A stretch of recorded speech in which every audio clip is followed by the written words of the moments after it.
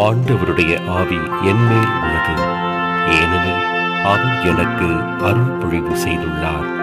ஏழைகளுக்கு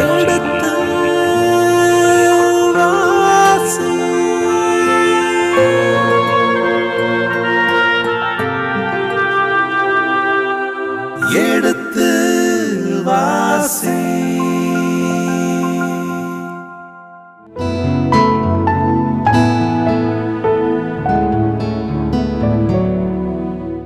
இனி இதயங்களே எடுத்து வாசி நிகழ்ச்சியில் சாமுவேலின் முதல் புத்தகத்துடனான விவிலிய விளக்கங்களுக்கு செவிமடுத்துக் கொண்டிருக்கின்றோம். கடந்த பகுதியின் தொடர்ச்சியை இன்று தொடங்குவோம். வாருங்கள் நிகழ்ச்சிகள் செல்வோம். உங்கள் சார்பாக தந்தை அவர்களுக்கு வணக்கம் சொல்லி நிகழ்ச்சியை தொடங்குவோம். வணக்கம் தந்தை அவர்களே.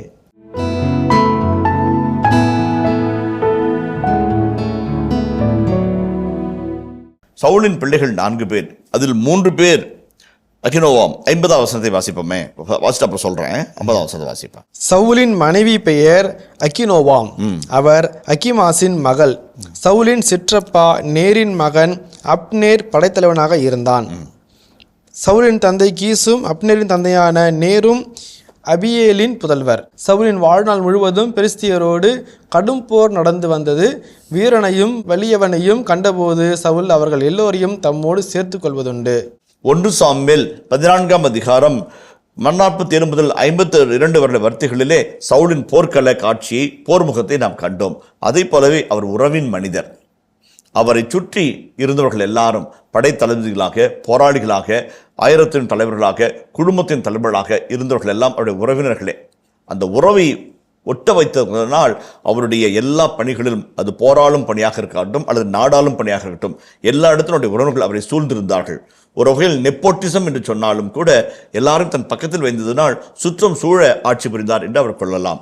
3ஆவதாக ஒரு காட்சி அழகாக சொல்லப்படுகிறது. சவுலின் வாழ்நாள் முழுதும் பெலிஸ்தியரோடு கடும் போர் நடத்தி வந்தார். 1வது. 2வது, வீரனையும் வலியவனும் கண்டபோது தன்னோடு சேர்த்துக்கொள்வார். தான் வீரன், தான் வலியவன் என்று அவருக்கு தெரியும். தன்னோடு தன்னுடைய கரத்தை பலப்படுத்திக் கொள்ள வீரனையும் வலியவனையும் கண்டபொழுது என்னோடு சேர்ந்து கொள். கிபோர் அண்ட் கதோல், வலியவனையும் போர் வீரனையும் கண்டால் தன்னோடு சேர்த்துக்கொள்வார். அது ஒரு நல்ல குணம். தன் பலத்தை பெருக்கிக் கொள்வதும் இருக்கின்ற பலத்தை இன்னும் அதிகமாகிக் கொள்வதும் ஒரு போர் வீரனையும் படைத்தளபதியும் வலிமையாய் காட்டிக்கொள்ளும். அந்த 3 குணங்களும் இந்த பகுதியாக சுட்டி காட்டுகிறது. வாழ்நாள் போதும் பிலிஸ்தீனரை எதிர்த்து கரும் போராட்டத்தை மேற்கொண்டார். மனம் தளராத மனது, சுற்றம் சூழ வாழ்ந்தார். உறவுன் மனிதராக இருக்கிறார். அதே போலவே வலியவனையும் வீரனை கண்டபோது தன்னோடு சேர்த்து கொண்டார். எங்கெங்கெல்லாம் வாய்ப்பின் மக்கள் வருகிறார்களோ வாய்ப்பின் மக்கள் தன் பக்கத்தில் வைத்து வெற்றியை தக்க வைத்துக் கொள்வதில் அவர் ஆர்வம் காட்டுகிறார். அதே போல கிழக்கிலும் மேற்கிலும் வடக்கிலும் தென்கிலுமாக தன் பகுதியை, நிலப்பரப்பை விரிவுபடுத்துகிறார். அந்த வகையில் சவுல் ஒரு அழகான வெற்றியின் மனிதராக இங்கே காட்டப்படுகிறார் அவருடைய இறுதி பகுதிகளிலே என்பதுதான் தாழ்மையான கருத்து. தந்தை அவர்களே, இப்பொழுது நாம் 1 சாமுவேலின் 14ஆம் அதிகாரத்தினை நிறைவு செய்திருக்கின்றோம். இந்த அதிகாரத்தை நிறைவு செய்கின்ற பொழுது இந்த கடைசி பகுதி சவுல் அவருக்கு என்று கொடுக்கப்பட்ட பணி, ஒரு போர் வீரனை போன்று இருந்தார் என்பதை நாம் வாசிக்கின்றோம். அதற்கு முன்பாக கடந்து போகின்ற பொழுது 3ஆம் பகுதி 2ஆம் பகுதியுமே அவர் எவ்வாறு தோல்வியுற்றார் என்று இருக்கின்றது. ஒரு தலைவனுடைய தோல்வி என்பதை இங்கே பதிவு செய்கின்றது. இதே நேரத்தில் நாம் நம்முடைய நீதித்தலைவர்கள் புத்தகத்தை வாசித்த பொழுது ஒரு தலைவன் எப்படி இருக்க வேண்டும் என்று நாம் வாசித்தோம். இங்கே ஆசிரியர் கூட இவரை ஒரு தலைவனாக தான் காட்டுகிறாரை தவிர்த்து அரசனாக காட்டவில்லை. ஸோ அந்த தலைவன், அந்த தலைவர்கள், நீதி புத்தகத்தில் இந்த தலைவர்களுடைய பண்புகளும் இந்த தலைவனுடைய பண்புகளும் எவ்வாறு ஒன்றுபட்டு வேறுபட்டு இருக்கின்றன, எதை நாம் நமதாக்கி கொள்ள வேண்டும் என்ற ஒரு தெளிவு எங்களுக்கு தேவைப்படுது தந்தை அவர்களே. இப்போ இந்த இதுகாரம் கண்ட 14 அதிகாரங்களிலே பல நல்ல மனிதர்களை சந்தித்தோம், பல நல்ல குணங்களை சந்தித்தோம். அதே போல எதிர்மறையான குணம் கொண்ட மனிதர்களையும் நாம் சந்திக்கிறோம். ஏலி நல்லவர், ஆனாலும் அவருக்குள்ளாக ஒரு எதிர்மறை இருக்கிறது. சவுல் நல்லவர், போராளி, ஆண்டவர் மேல் பற்றுக்கொண்டவர், அவருக்குள்ளாகவும் சில கெட்ட குணங்கள் இருக்கிறது. இது எதை பார்க்கின்ற இடத்துல எதை காட்டுகிறது என்றால், ஒரு அழகான கவிதை ஒன்று இருக்கிறது. முத்து பிறக்கிற இடத்திலே தான் முதலை வாழ்கிறது, சேர் இருக்கிற இடத்திலே தான் செந்தாமரை இருக்கிறது, அரைக்கப்படுகிற சந்தனம் தான் மணக்கிறது. துன்பமும் இன்பமும், நல்லதும் கெட்டதும் கலந்துதான் வாழ்க்கை, கலந்துதான் உலகம்.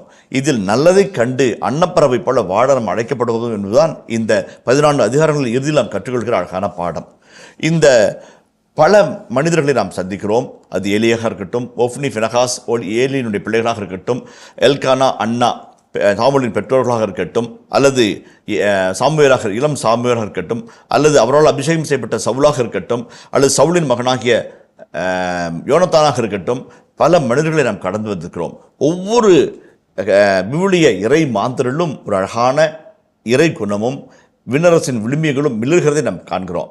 இந்த 14 அதிகாரங்களில் தலை தோங்கி நிற்கிற சவுலின் அந்த இறை கதாபாத்திரத்திலே விழுகிற நேர்மறை எதிர்மறை பண்புகளை நாம் கற்றுக்கொண்டோம் என்றால், படித்து பார்த்தோம் என்றால், நம் வாழ்க்கைக்கு தேவையான தலைமைத்துவ பண்புகளினுடைய பல சிறந்த நிலைகளை நாம் கண்டுணர முடியும் என்பது தாழ்மையான கருத்து. எனக்கு தெரிந்தவரை ஒரு 7 எதிர்மறை கருத்துக்களையும் 4 நேர்மறை கருத்துக்களையும் முன்பாக வைக்க ஆசைப்படுகிறேன். அதை வைத்து இந்த முதல் பகுதியை நாம் நிறைவு செய்வோம். உதாரணத்திற்கு நேர்மறை முதலில் சொல்கிறேன், பிறகு எதிர்மறை சொல்ல வருகிறேன். முதலாவது நேர்மறையில் 10:27 வாசிங்களேன். தீயோர் சிலர் இவன் நம்மை எவ்வாறு மீட்க முடியும் என்று கூறி அவரை புறக்கணித்தார்கள். அவருக்கு அன்பளிப்பு எதுவும் தரவில்லை, அவரோ அமைதியாக இருந்தார். சவுலின் நேர்மறை பண்புகளில் ஒன்று அவருடைய பொறுமையும் அதே போல விடாமுயற்சியும். இது முதலாவது. நல்ல தனிமனுக்கு வேண்டிய பண்பு பொறுமையாக இருப்பது, அதே சமயத்தில் விடாமுயற்சியோடு போராடுவது. ஓடுமீன் ஓட உருமீன் வருவனவும் காத்திருக்குமாம் கொக்கு என்பதை போல சவுலுடைய தொடக்க கால நிகழ்வுகள் அமைகிறது. பின் நாட்களில் பொறுமையற்ற தனத்தையும் அவர் காட்டுகிறார். அந்த முற்காலத்திலே 10:27 தீயோர் சிலர் இவன் நம்மை எவ்வாறு மீட்க முடியும் என்று கூறி அவரை புறக்கணித்தார்கள். அவருக்கு அன்பளிப்பு எதுவும் தரவில்லை, அவரோ அமைதியாக இருந்தார். அவர் அப்பதான் அரசாட்சிக்குள்ளாக அறிமுகப்படுத்தப்படுகிறார். உடலில் வலுமிக்கவர், உயரம் மிகுந்தவர், சிறந்த உடல் வாக்கு கொண்டவர். இஸ்ராயல் மக்கள் அனைவரும் அவருடைய தோல் உயரமே இருந்தார்கள் என்று வெளியும் சொல்கிறது. பார்த்தவனும் ஒரு மெஜஸ்டிக் லுக்கு, ஆனாலும் பரிகாசம் பண்ணுறாங்க. இவன் போய் நம்மளை காப்பாற்றுறதா, கழுதிவே பத்திரமா வச்சுருக்க முடியல, நம்மளை பத்திரமா பார்த்துக்குவோனா என்கின்ற ஒரு பரிகாசம், ஒரு கேலி. பார்த்தவுடன் புறத்தை பார்த்து மதிப்பிடுகிற மக்கள் மத்தியிலே அவர் அமைதி காக்கிறார். ரொம்ப அழகான ஒரு செய்தி, ரொம்ப அழகான செய்தி. ஒரு மனிதர் ரயில் பெட்டியிலே அமர்ந்து, இருக்கில் அமர்ந்து ஜெபமாலை ஜெபித்து கொண்டிருக்கிறார். முன்னாடி உட்கார்ந்து 2 இளைஞர்கள் சொல்கிறாங்க, இந்த தாத்தா ஜெபம் பண்ணுறாரு, இந்த ஜெபமாலை வயசான தாத்தாங்களுக்கு தான் தேவை, நாம் பேசிகிட்டு இருக்கலாம் அப்படின்னு பேசிகிட்டு இருக்கிறாங்க. டிக்கெட் பரிசோதகராங்க வரும்போது ஐயா என்கிறார். அந்த பெரியவர் அப்படி நிமிர்ந்து பார்க்கிறார். உடனடியாக டிக்கெட் பரிசோதகர் வணக்கம் வைத்து, ஐயா நல்லா இருக்கிறீர்களா, எங்கே போகிறீர்கள் என்றெல்லாம் முகமன் விசாரிக்கிறார். இந்த டிக்கெட் கொடுக்குறவருக்கே இவர் தெரிஞ்சவராக இவர் யாராக இருக்கும் என்றது போல இந்த 2 இளைஞர்கள் அவரை பார்க்கிறார்கள். ஜெபமாலை கரங்களில் ஏந்தி 10ஆம் பசிலை போல தலை வணங்கி ஜெபித்து கொண்டிருந்த அந்த மனிதர் வெறிநாய்க்கடிக்கு மருந்து கண்டுபிடித்த லூயி பாஸ்டியர் ஆவார். ஒருவருடைய தோற்றத்தை பார்த்தும் உடையை பார்த்தும் குறைத்து மதிப்பிடவே கூடாது. மிக முக்கியமான காரியம். அவருடைய உண்மை நிலையை நாம் உணர்ந்தோம் என்றால் மதிப்பு, ஒருவருடைய உண்மையான மதிப்பு, உள்ளார்ந்த மதிப்பு. வெளியில் வருகின்ற வெளியரங்காலத்தை வைத்து நாம் மதிப்பிட்டோம் என்றால் ஏமாறந்து போவோம். ஆகவே தான் போலிகளை கண்டு ஏமாறுதல் என்ற வாசகமே இருக்கிறது. இந்த சவுல் உண்மையில் உடல் வலிமை பெற்றவராக இருந்தாலும் அதையும் பரிகாசம் செய்து அவனுடைய அறிமுகத்தை கரிமுகமாக மாற்றுகிறார்கள். ஆனால் அவர் பொறுமையாக இருந்தார். பிலிஸ்தியருக்கு ஒரு சிம்ம சொப்பனமாக இருந்தார். அமலக்கர்களை துரத்தி அடித்தார். மோபேர்களை விரட்டி அடித்தார். அம்மோனியர்களை தன் காலடியில் போட்டு மிதித்தார். He proved what he is through his action, not by his words. அதுதான் சவுல்ட்ட பிடிச்ச ஒரு காரியம். அமைதி காத்தார். தொடக்கத்தில் அவர் யார் எவருன்னு தெரியாமல் பரிகாசம் பண்ணவங்க, கேலி பண்ணவங்க, மரியாதை கொடுக்காதவங்க, அன்பளிப்பு தராதவங்களை அமைதியாக கவனிக்கிறார். மை ஆக்ஷன் வில் ஸ்பீக் என்று இருக்கிறார். அது ஒரு நல்ல ஒரு தலைமைத்துவ பண்பு. பல நேரங்களில் நாம் ரியாக்ட் பண்ணுவோம். ரியாக்ஷன் என்பது தலைமைத்துவ பண்பினுடைய நல்ல குணமே கிடையாது. ரெஸ்பாண்ட் பண்ணணும். இந்த இடத்தில் ஒரு சிக்கல் வருகிறது, இந்த இடத்தில் ஒரு சீரமைப்பு இல்லாமல் இருக்கிறது என்றால் you should not react, you should respond. அதைத்தான் சவுல் சுட்டி காட்டுகிறார். முதலாவது. இரண்டாவது நேர்மறையான பண்பு ஜஸ்ட் ஆங்கர், அறச்சினம், கோவப்படணும். என்னுடைய அன்பு தோழர் பேராசிரியர் ஜோசப் டைட்டஸ் இறைவாக்குற புத்தகங்களை நடத்தும் போது அழகான வாக்கியத்தை அடிக்கடி குறிப்பிடுவார். எனக்கு பிடித்த ஒரு காரியம், reaction is the first quality of a prophet. ஒரு செயல் நடைபெறுகிறது என்றால் ஒன்று நீங்கள் அதற்கு ஆதரவு தெரிவிக்க வேண்டும், அல்லது அதற்கு எதிர்ப்பு தெரிவிக்க வேண்டும். If you R a neutral, you are useless. நான் நடுநிலைவாதி என்று தன்னை மார்த்தட்டிக் கொள்கிற மனிதர்கள் எல்லாம் முடிவெடுக்க தெரியாத மனிதர்கள் என்று அவர் சொல்லுவார். உண்மைதான். பேராயர் டுட்டு அழகாய் சொல்லுவார், if you are not part of the solution, you are the part of the problem. தீர்வுகளின் மனிதராக நீங்கள் இல்லாத பொழுது நீங்களே ஒரு பிரச்சனைக்குரிய மனிதராக மாறுங்கள் என்று அவர்கள் சொல்லுவார். சவுல் 11ஆம் அதிகாரம் 6ஆம் வசனத்தில் எடுக்கிற நிலைப்பாட்டை பாருங்களேன். இச்செய்தியை அவர் கேட்டுக்கொண்டிருந்த போது கடவுளின் ஆவி அவரை வலிமையுடன் ஆட்கொள்ள அவரது சினம் கனன்றது. அவர் ஒரு சோடி மாடுகளை பிடித்து துண்டுகளாக வெட்டி அவற்றை தூதர்கள் வழியாக இஸ்ரேல் எல்லை முழுவதும் அனுப்பி, சவுலின் பின்னும் சமுவேலின் பின்னும் வராதவனின் மாடுகளுக்கு இவ்வாறு நேரிடும் என்று சொல்லி அனுப்பினார். அவர் சொன்னதுனால ஒரு பெரும் தடை திரண்டது. மாபெரிய ஒரு சேனை அணிவகுத்தது. அதை வழிநடத்தும் பொறுப்பை ஏற்று வெற்றியை சொந்தமாக்கி முடித்தார். அதுதான் சவுலுடைய மனப்பக்குவம். அதாவது அறச்சினம் என்று தமிழில் சொல்வார்கள். இங்கிலீஷில் ஜஸ்ட் ஆங்கர். அதுக்கு ஒரு சின்ன உதாரணம் இயேசு ஆண்டவரே இருக்கலாம். அவருடைய சினம் மூர்க்கத்தனமாக மூடத்தனமான கோபம் அல்ல, மாறாக அறச்சினம். கயிறுகளினால் உட்கார்ந்து சாட்டை பின்னி இருக்கிற சைடு டாப்டார்னு அடிக்கல. அவர் உட்காந்து பொறுமையாக பின்னுறாரு. இந்த பின்னல் இங்கே, இந்த பின்னல் இங்கே, இந்த பின்னல் இங்கே, இந்த பின்னல் பின்னி எடுத்து பொறுமையாக போய் அடிக்கிறார். நாணயம் மாற்றுபவரின் பலகைகளை கவிழ்த்து போட்டார். ஆடு மாடுகளை விரட்டி விட்டார். சவுக்கிடால் அடித்து துரத்தினார். ஒரு இடத்துல அருளப்புற அழகாக சொல்வார், புறா விற்பவரை பார்த்து இதை இங்கிருந்து எடுத்து செல்லுங்கள்னாரு. அப்போ எனக்குள்ள சந்தேகம் வந்துச்சு. ஆட்டமாட்ட ஓட்டினாரு, விரட்டினாரு, நாணயத்தை கவுத்து போட்டார், சவுக்கினால ஒவ்வொருத்தையும் ஓட விரட்டினாரு. புறா விற்கிறவன்ட்ட இதை எடுத்துகிட்டு போங்கிறாரு. ஏன் அதை எடுத்துகிட்டு அவுத்துட்ட போக வேண்டியதான், பறந்து போகட்டுமே அப்படின்னு நான் நினச்சேன். ரேமன் ப்ரௌன் என்கின்ற உன்னதமான யோவான் நற்செய்தியின் விளக்க விளையாட சொல்லுவார், புறா என்பது ஏழை எளியவர்களின் காணிக்கை. இயேசுவே கோயிலில் காணிக்கையாக கொடுக்கும்போது அவர் பணக்காரராக இல்லாதனால புறாவை தான் கொடுத்தாங்க. மாதாவும் சூசைப்புறம் இருஜோடி மாடப்புறாக்களை கொடுத்தாங்க. ஏன்னா அவர் பணக்காரராக இருந்ததுன்னா ஒரு ஆட்டையோ ஒரு செம்மறியோ ஒரு வெள்ளாட்டுக்கடையோ கொடுத்துருக்கலாம், அல்லது ஒரு கொழுத்து கண்டை கொடுத்துருக்கலாம். வறியவர்களின் காணிக்கையே அந்த புறா அதை எடுத்துகிட்டு போங்கிறார். அறச்சினம் அதுதான், நிதானம் தவறாத வரையறையை கடக்காத சினம். அதுதான் சொல்ல விரும்புகிறேன். அந்த சின்னம் சவுலுக்குள்ளாக இருந்தது. எப்படிப்பட்டாரு? ஆவியானவர் இறங்க துரிதமாய் அந்த ஆவியானவரின் தூண்டுதலுக்கு செயல்பட்டு மாட்டை வெட்டி அதனுடைய கூறுகளை நாட்டு பக்கம் அனுப்பி எல்லாரையும் ஒன்று திட்டுகிறார். 19ஆம் அதிகாரத்தில் நீதித்துறை புத்தகத்திலே கண்ட அதே காட்சியை கண்பாக சவுல் நிறுத்துகிறார். Just anger. He reacts to the situation, quality prophet, and motivates, orients, employs, deploys and goes for action. அதுதான் ஒரு நல்ல தலைவனுடைய அழகான பண்பு. செயலற்ற தலைவன் செத்த தலைவன். செயல்படுத்தணும். அந்த செயல் எங்கேருந்து வரணும்? அறச்சனத்திலிருந்து வருகிற செயல்பாடாக இருக்கணும். நடு ராத்திரியில் கடும் குளிரில் ஓடும் ரயிலிருந்து துரத்தி அடிக்கப்பட்டதனால் கருப்பணத்திற்கான மக்களின் உரிமை குரலாக காந்தியர்கள் மாறினார். அங்கே ஒலித்த குரல் போர்பந்திலிருந்து கன்னியாகுமரி வரை ஒலித்தது இல்லைங்களா? அறச்சனத்தினுடைய வெளிப்பாடு. அது எப்படி காட்டுறது பல்வேறு வகைகளில் பலர் எடுக்கிறாங்க. அந்த அறச்சனம் மிக முக்கியமான ஒன்று. தமிழில் கிறிஸ்துவ இலக்கியங்களில் அறச்சனம் என்ற ஒரு புத்தகமே இருக்கிறது. ஜஸ்ட் ஆங்கரை பற்றி மிக அழகான ஒரு தொகுப்பாக அந்த புத்தகத்தை நான் பார்த்தேன். அதுதான் இந்த சவுலை படிக்கும்போது நான் பார்க்கிறது. மூன்றாவதாக சவுலின் வாழ்க்கையில் காண்கிற ஒரு அழகான நேர்மறை தலைமைத்துவ பண்பு உறவோடு வாழ்தல். 47 முதல் 52 வரை வார்த்தைகளில் அவருடைய மனைவி, அவருடைய பிள்ளைகள், அவருடைய சித்தப்பாவின் பிள்ளைகள் அனைவரும் அவருடைய அரசு அதிகாரத்தில் பங்கேற்கிறார்கள், அவரை தாங்கி பிடிக்கிறார்கள். அதுவும் ஒரு அழகான காட்சி. இந்த காலத்தில் அதை சொன்னோம்னாக்க நெப்போட்டிசம் என்று சொல்வார்கள். ஆனால் உறவோடு வாழ் என்று சொன்ன அந்த காலத்தில் எல்லாரையும் அரவணைத்து, ஒரு சில சமயத்தில் பழமொழி ஒன்று இருக்குது, அர்ப்பனுக்கு வாழ் வந்தால் அர்த்தராத்தில் கொடைபிடிப்பான் இல்லைங்களா? துரும்ப கிள்ளி போட்டு மாப்பிள்ளைனாலும் துள்ளி குதிக்கும் என்று சொல்வார்கள். சில சமயத்தில் ஒரு சிலருக்கு பதவி வந்தால், ஒரு சிலருக்கு அதிகாரம் வந்தால், பணம் வந்தால் மற்ற அத்தனை பேரையும் மாற்றிவிடுவார்கள். ஏதோ சொர்க்கத்திலிருந்து குதித்து வந்த மனிதரைப் போல நடந்து கொள்வார்கள். இந்த சவுல் தன் ஊற்றார் உறவினர்கள் சொந்தம் பந்தம் அத்தனை பேரும் பக்கத்தில் வைத்து நம்பிக்கைக்குரிய மக்களின் துணையோடு நல்லாட்சி நடத்துகிறார்.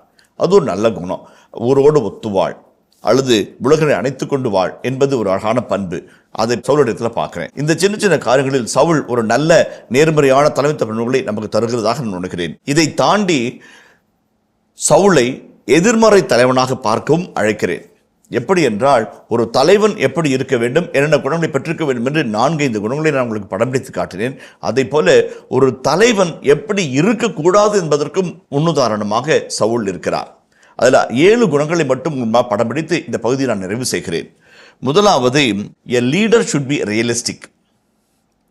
இந்த உலகம் இருவகையான மனிதர்களை கொண்டிருக்கிறது. ஐடியலிஸ்டிக் பீப்புள், யூட்டோப்பியன் பீப்புள் என்று சொல்வார்கள். Realistic people. ஒரு சிலர் யதார்த்த மனிதர்களாக இருப்பார்கள். இதுதான் உலகம், இது இப்படிதான் வாழ்க்கை, ஏற்றுக்கொண்டுதான் ஆக வேண்டும் என்று ஒருவர் இருப்பார்கள். இன்னொரு உலகம் ஆதர்ச புருஷர்களை ஒரு ஹீரோவை நோக்கிய ஒரு மேல்தட்டு உலகத்தை நோக்கிய ஒரு பார்வையில் இருப்பார்கள். மிதப்பு உலகத்தின் மனிதர்கள் என்று சொல்லலாம். அந்த வகையில் பார்க்கும்போது ஒரு சின்ன நிகழ்ச்சி ஒன்று ஞாபகத்து வருது. ஒரு அழகான மலை முகட்டில் டென்ட் அடித்து 2 ஃப்ரெண்ட்ஸுக்கு படுத்துருக்கிறாங்க. படுத்துட்டு எல்லாம் தூங்கிட்டு இருக்கிறாங்க. நடு ராத்திரில் ஒரு சகோதரனுக்கு முழிப்பு வருது.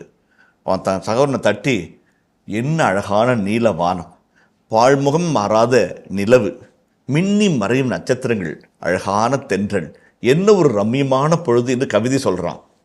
சொல்லிட்டு அவன் ஃப்ரெண்டை பார்த்து கேட்குறான், நீ என்ன நினைக்கிற இந்த இரவை பற்றி கேட்குறான். அந்த நண்பன் சொன்னான், விண்ணை பார்த்தாய், மண்ணை பார்த்தாய், விண்மீனை பார்த்தாய், நிலவை பார்த்தாய், தென்றலை பார்த்தாய், ஆனால் ஒன்றை பார்க்கல அப்படின்னா என்னங்கிறான். நம்ம டென்ட்டை யாரோ ஆட்டை போட்டாங்க, நம்ம டென்ட் யாரோ ஆட்டையை போட்டாங்க, அவங்க தூங்கிக்குள்ள கழட்டிட்டு போயிட்டாங்கண்ணா அப்படின்னா. இதில் யார் நமக்கு சிறந்தவர்கள், பிடித்தமானவர்கள்? 2வது யதார்த்தவாதி. யதார்த்தவாதி இல்லைங்களா? தலைவன் என்கிறவன் பெரும் கோஷங்களுக்கு மத்தியிலும் புகழ்ச்சிக்கு மத்தியிலும் விழுகின்ற மாணவர்களுக்கு மத்தியிலும் மயங்கி விடாமல் யதார்த்தத்தை நோக்கி தரையில் கால் பதித்து தடம் பதித்து நடக்க வேண்டும். அதுதான் சவுளுடைய வாழ்க்கையில் நம்ம காண்றோம். சில சமயத்தில் சவுல் யதார்த்தவாதியாக இருக்கவே மாட்டேங்கிறார். சொந்த மகன் என்றாலும் சாக வேண்டும், உண்மை தெரியும், ஏற்றுக்க முடியாத ஒரு தவிப்பில் சொந்த மகன் என்றால் சாக வேண்டுங்கிறார். அவருடைய ஆணையை ஒரு போர் வீரர்கள் மாற்றி எழுதுகிறார்கள். யதார்த்தவாதியாக இல்லாத ஒரு நிலையை பார்க்கிறோம். ஒரு ஐடியலிஸ்டிக்காக, ஒரு டோப்பியனா இருக்கிற ஒரு காட்சியை பார்க்குறோம். முதலாவது. இரண்டாவது, மிகைப்படுத்தாத, ஊதி பெருசுப்படுத்தாத மனம் ஒவ்வொரு தலைவருக்கும் வேண்டும். ஒரு நல்ல தலைவர் மிகைப்படுத்தாத மனம் கொண்டவராக இருக்க வேண்டும். சிறியவதை சிறியதாகவும் பெரியதை பெரிதாகவும் கருத வேண்டும். சில பேர் ஒரு செய்தி கேட்டாங்கன்னா அதுக்கு கையை காலு மூக்கு வச்சு பூதாகாரமாக ஆக்கி அந்த செய்தி யாரிடமிருந்து வருகிறதோ அந்த நபரை நசுக்கி காலில் போட்டு மிதித்து அவருடைய குணநலன்களை நகைப்புக்குள்ளாக்கி அந்த மனிதர் தலையெடுக்காதது போல் செய்து விடுவார்கள். ஊதி பெரிதாக்குற குணம் ஒரு மோசமான குணம். அவதூறு பரப்புகிற ஒரு குணம் மோசமான குணம். திருத்தந்தை பிரான்சிஸ் அவர்களே வத்திக்கானிலிருந்து அவர் பிரசங்கம் வைக்கும்போது சொல்கிறாரு, இந்த வாய் வார்த்தைகளினால் அடுத்தவங்களை கேவலமாக பேசுறது, அடுத்தவங்களுடைய குணநலன்களை விமர்சித்து அவருடைய குணநலன்களை விகாரப்படுத்துவதும் கேரக்டர் அசோசியேஷன் பண்ணுவதும் ஓரல் டெரரிஸ்ட்டுங்கிறார். ஓரல் டெரரிஸ்ட் அப்படிங்கிறார். ஓரல் டெரரிஸ்ட்னா தீவிரவாதி ஒரு பாமை வச்சு ஒரு இடத்துல வெடிக்க வைப்பார், பேரழிவு ஏற்படுத்துவார். இந்த ஓரல் டெரரிஸ்ட்ங்கிறவங்க வாயில் பாமை வச்சுக்கிறாங்க.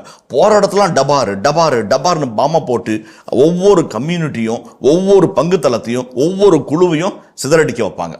Oral terrorist. ஏன்? மிகைப்படுத்தப்பட்டது அல்லது உண்மையை உள்ளபடி சொல்லாமல் குறைத்து சொல்வது, மிகைப்படுத்தி சொல்வது ரொம்ப முக்கியமான குணம். சவுளுடைய வாழ்க்கையில் அதை பார்க்குறோம்.